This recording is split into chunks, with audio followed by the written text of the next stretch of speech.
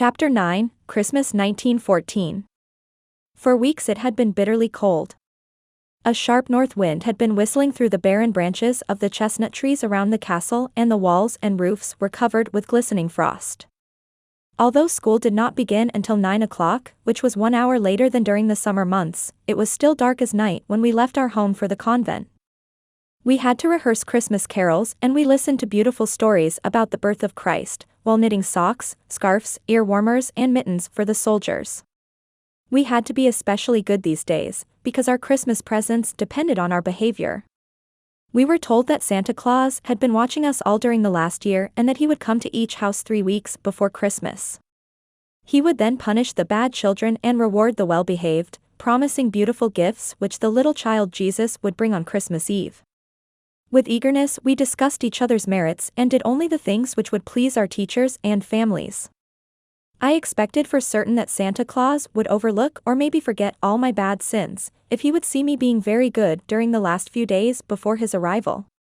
I even followed Mama to Mass one morning, hoping that Santa Claus would credit me for this great effort. It was a great effort to leave my warm bed at 5 o'clock in the morning and trudge through the cold dark dawn a distance of 2 miles to St. Augustine Convent, where Mama attended church every day. Another good deed, for which I hope to be surely rewarded, was when I again took one of Mama's messages to the farm. That day was particularly stormy, and it was pitch dark when I arrived at the forest, through which I had to go on my way to Neuburg. I felt very uneasy and was almost on the point of turning back, when I recalled the discussion I overheard at the breakfast table. Mama had discovered a small notice in the morning paper which read, "A serious shortage of food is threatening for the coming winter." Papa said there was no reason to worry, for the harvest last fall had been plentiful. Although Germany could not expect grain and meat from Russia nor coffee, rice and sugar from other countries, there was no need to take this notice seriously. Nevertheless, Mama seemed to be very much alarmed. I remembered her great excitement when she gave me a mysterious note, and so I ran through the dark forest to the farm. The 6th of December was Santa Claus Day. I had not forgotten the weird performance which took place last year on that day, the thought of which made me shudder. It was 8:30 in the evening. The whole family was gathered in the living room, and we were all silent and solemn.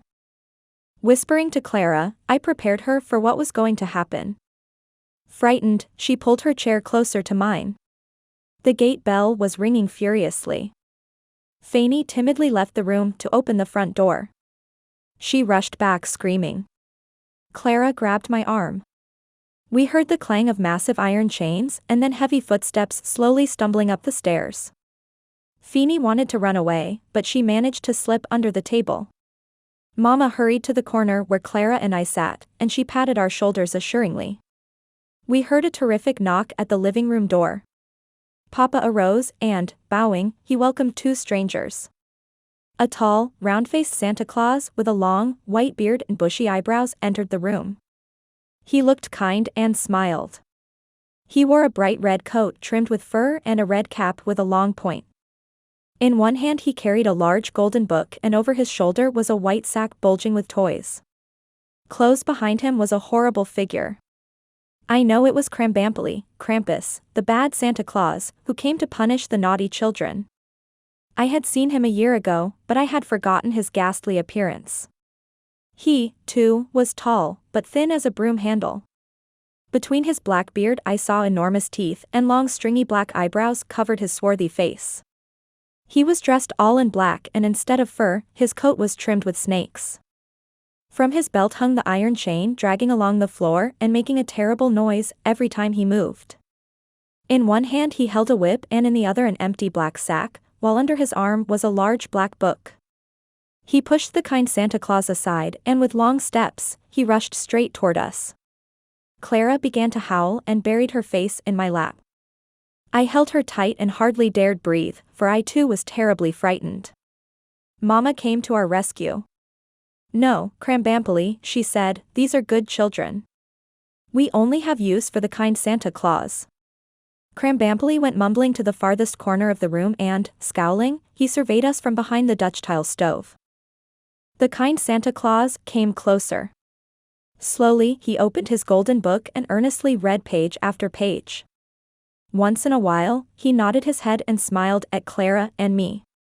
Feeny emerged from her hiding place, and we sang a Christmas carol for the kind Santa Claus, all but poor little Clara, whose sobs had brought on a terrible attack of hiccups. Then the kind Santa Claus opened his sack and our eager eyes discovered dolls, small flags, and brand new skates. I was just about to receive the skates when that awful Krambambly sprang back into the center of the room. "No presents for one who deserves to be punished," he shouted. "In my black book I find the name of one who is a wicked sinner." He glared straight at me and cracked his whip. "It is you, Greta, you who told a lie." Clara shrunk away from me and entrenched herself between Papa's knees. From neither Feeny, Maria, nor Fanny did I receive the slightest support. Even Mama left me alone, and she looked at me accusingly. I was frozen with terror. I had a guilty conscience, for I had lied when I told Sister Carmela that my throat was sore the day I was absent from school. That was the time Mama sent me to Neuburg to get the hams she did not want Papa to know about. I had lied again when I told Papa I was with Elizabeth on the evening I carried the turkeys to her Hoflein. In exchange, he had filled my little red wagon with soap. Of course, I had reasons for my lies, but why should I be punished for something Mama told me to do? What did I care for pigs, turkeys, hams, or soap?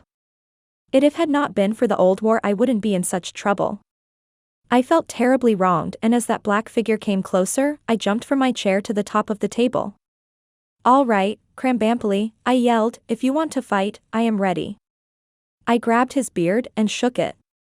I threw my shoes at him and shouted, "You won't get any of the good things Mama has stored away for this winter."